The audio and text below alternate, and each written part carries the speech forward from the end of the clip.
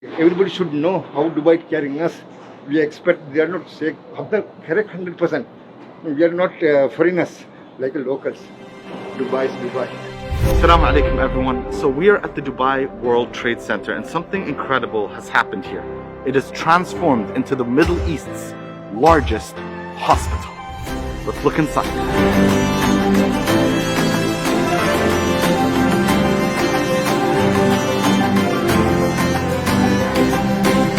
Okay, so we're about to enter the Dubai Field Clinic, the largest hospital in the Middle East, 3,000 beds. And before we do that, we have to put on our personal protective equipment and put all our stuff in a bag.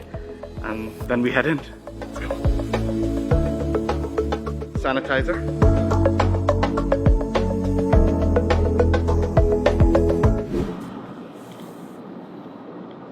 Wow. This is huge. Okay, so now we're in one of the rooms that are in the Dubai Field Clinic, and what is in this room and what does a typical room look like? Doctora, please. So a typical room would have a bed that's similar to an ICU bed. Okay. It will have the stands for the medication, Okay. the ventilator and the monitors for the patients. So you've got the electric sockets for the machines, but you've also got the sockets here for the vacuum, which is the suction machine. Okay. You've got the air, you've got the oxygen and the medical gas. So, Doctora, why was this field clinic initiated? Why did it start? Actually, it is a preventive measure.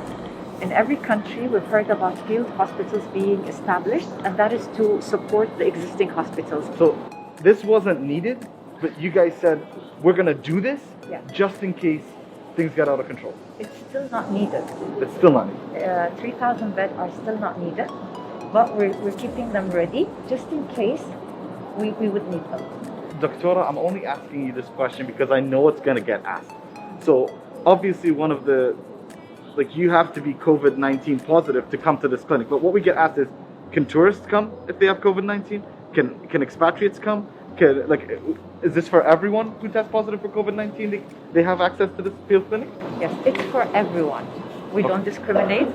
But when we talk about access, it's not like you can walk through the hospital.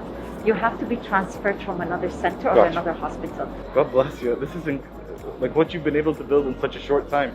It's incredible. It's great because we had a week to finish all this. Hold on, you built this whole thing in a week? Yes. So Doctora, we're in this room. There's a lot of equipment and cupboards. What happens here? Supply room would have things like medical cupboards with different medical supplies. Okay. Medical refrigerators for certain, we call them ICU, intensive care unit medication, where you need to access them very quickly. We've got the filters for the gases, we've got the monitors, we've got the different consumables, the masks, everything that a nurse needs on the spot. So she doesn't have to go looking for it. It's available at every cubicle. So the first and the last room is all the supplies room. Gotcha.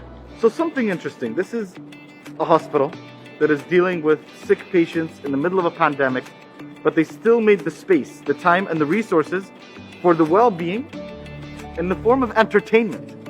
So what does this look like, Doctora? Yeah, we've got this section that's dedicated for patients' entertainment. We've got a cinema. Okay. Where every Thursday we show a Bollywood movie, and then on a Tuesday we ask the patients if they want an English movie or any other language. Okay. They have foosball.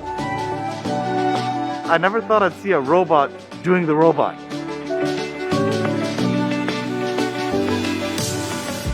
When you have so many COVID-19 positive patients in one area, doesn't it make it like a place for it to be able to contaminate other people if it gets out? No, it doesn't actually, and that's why we have negative pressure halls. Okay. This entire hall has negative pressure in it, meaning that if the door is open to bring in patients or to bring in supplies, the air inside the hall does not leave outside. In fact, air from outside gets sucked in. And this way we contain the air inside the hall so there's no contamination.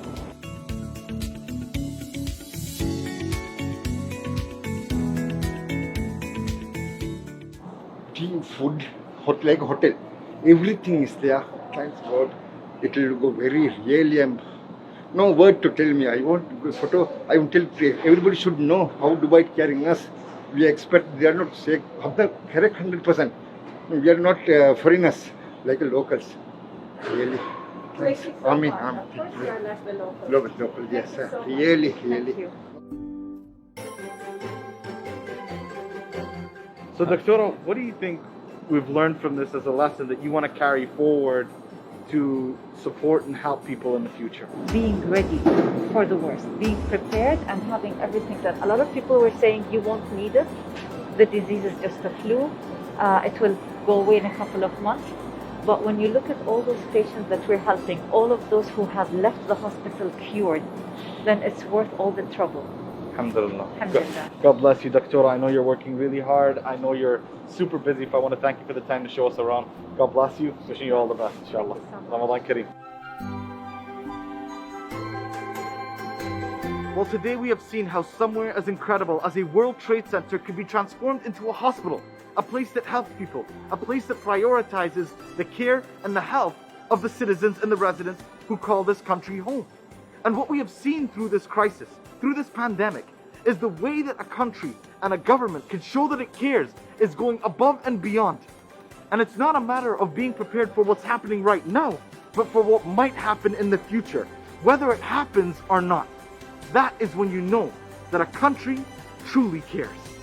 Much love, God bless, and thank you so much to the heroes on the front lines. Assalamu alaikum.